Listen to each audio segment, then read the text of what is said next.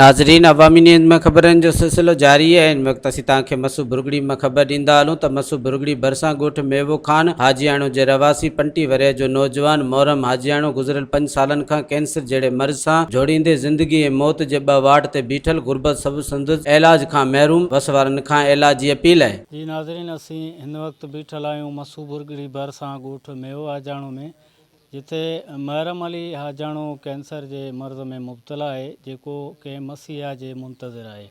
अचो त इन जे वारिसनि सां अवामी न्यूज़ पारां ॻाल्हि ॿोल कयूं त उन्हनि जो वधीक छा चवणु आहे।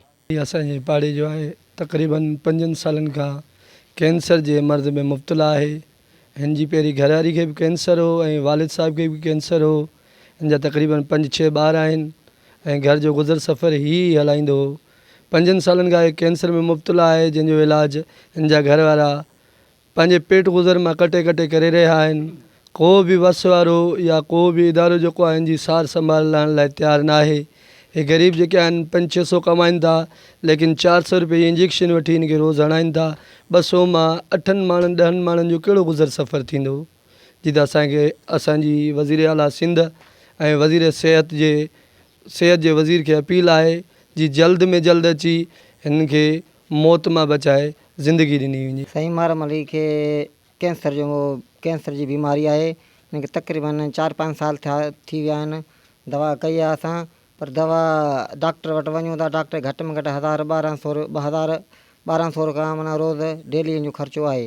हाणे हिन जा 4-5 ॿार आहिनि, 1000-1200 रुपया ॾियनि या पंहिंजो घर जो ख़र्चो हलाइनि। हाणे एतिरी बीमारी आहे जो कैंसर जे मर्ज़ में मुब्तला आहे ऐं को बि इन जो सार संभालण वारो न आहे। हिते नुमाइंदा काफ़ी आहिनि, MNA आहे, MP आहे, वज़ीर आला सिंध आहे, कंहिं बि को बि मसियो असां वटि न आहे जो हिन जो इलाज अची कराए। ही वीचारा एॾा परेशान आहिनि, पंहिंजो पेट गुज़र कनि या पंहिंजी दवा दारू कनि। हिन जा 4-5 ॿार बि आहिनि। हिन खे उहा बि वॾी सोच आहे, ॿार हिकु टाइम खाइनि, हिकु टाइम कोन था खाइनि। साल थी विया आहिनि, असां मज़दूरी कयूं या संजी कयूं, रोज़ाना 500-600 दवा वठी अचूं था। असां वटि खाइण लाइ बि कुझु कोन्हे को बि वॾो कोन आयो आहे जेको असांजी सार करण लाइ। जी नाज़रीन, कैंसर जे मर्ज़ में मुब्तला محرم حاجاڻو जे वारिसनि जी कयल ॻाल्हि ॿोल अवां ॿुधी। इन्हनि जो चवणु आहे त जेको आहे 5-6 सालनि खां वठी कैंसर जे मर्ज़ में محرم जेको मुब्तला आहे, इलाज खां क़ासिर आहे गुरबत सबबु। इन्हनि वसवारनि तोड़े चूंडियल नुमाइंदड़ ऐं सिंध सरकार खां मुतालबो कयो आहे त ख़ुदारा इन जो इलाज कराए हयाती संदसि बचाई वञे। कैमरामैन नूर तुर्क सां गॾु गुलाम मुस्तफ़ा बिरोही, अवामी न्यूज़ مسوڀرڳڙي। मज़ीद खबरों और तफसीलात के लिए विजिट करें हमारी वेबसाइट www.awamiNewsHD.com।